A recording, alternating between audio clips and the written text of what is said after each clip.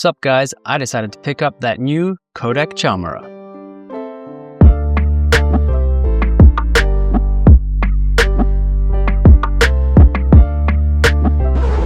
What? This isn't the Kodak Charmera. But it looks exactly the same.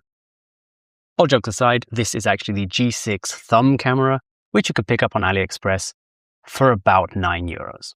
Now, I didn't pick up the Kodak Charmera to compare, but from everything I've seen online, they are pretty similar. Minus, of course, the Kodak branding, if that's what you need. Now, we can chat about rebranding cheap Chinese cameras later. First, let's see what's in the box. Very simple box. A little booklet which tells you almost nothing in many languages. USB-C to USB old for charging. And a nice long chain. Pretty good stuff. SD cards are sold separately, but the files are tiny in this, so you can get the absolute cheapest, smallest size micro SD, and it'll probably be enough. I think at this point, let's just see how it performs in the wild.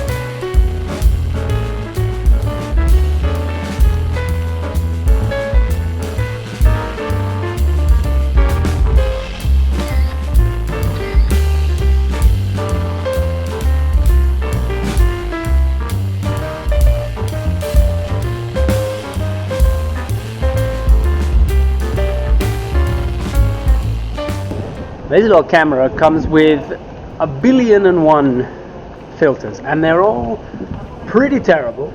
There's like every color overlay, 6 different degrees of like glowing edges. But there's one super crushed black and white, which I'm gonna call Moriyama mode, and it's pretty cool. So I've been using the regular one and just that one. Hope you enjoy some of them.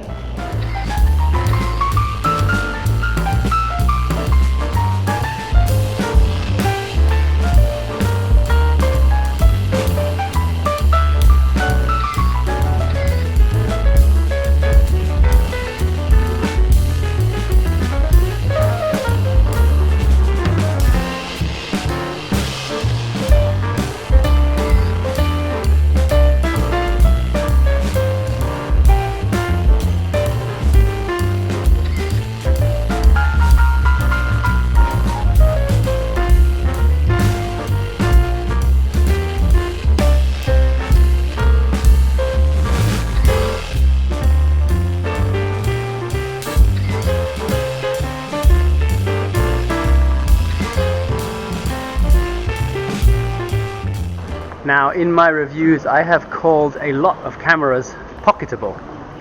This one definitely is. I think it might even fit in that little pocket in your jeans that you don't know what it's for.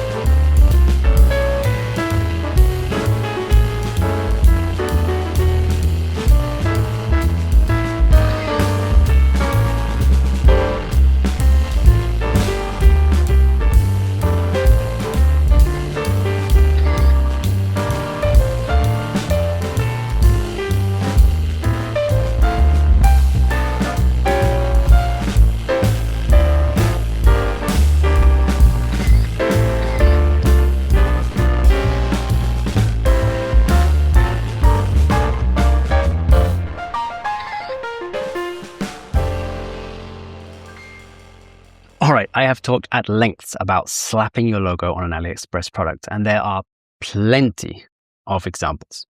It's highly likely that this camera is made in the same factory that makes the Kodak Charmera, just you're paying for the logo, which, let's be fair, is the same in 99% of products from every domain, not just photography. One nice point in this case is that you actually get to choose the design you want from the small selection they have. Of course, I went for the one which has the most retro Kodak kind of vibe to it. So who is this for? Well, if you're looking for that lo-fi vibe and you don't want to just use a filter on your phone, then you can't really go wrong for less than a trip to Starbucks. It's got a surprising amount of features, including motion detection, so it starts recording as soon as something comes into frame, but it also records as soon as you move the camera, so I don't know how useful that actually is. You can set the white balance to auto, to warm, to cool. You can set the exposure compensation plus or minus 1, something that I wish I had known before filming, because the highlight retention is 0, obviously. It has a self-timer. Wait, it has a viewfinder. I actually didn't notice this earlier. Well, it has a hole. It's got a screen on the back. This is completely for show. Oh well. When you plug it into a computer, you even have the option to use it as a webcam if you want to relive your Yahoo Messenger days. And you can also transfer the files directly from the camera to your computer, so you don't need to use a micro SD card reader. Pretty nice. But yeah, it does exactly what it sets out to do. It does it for cheap. It has USB-C charging, and it doesn't use any AI to process your images. So it's a pretty good option. I don't think there's much more to say, to be honest. Thanks for watching. Let me know your thoughts down below. Ciao.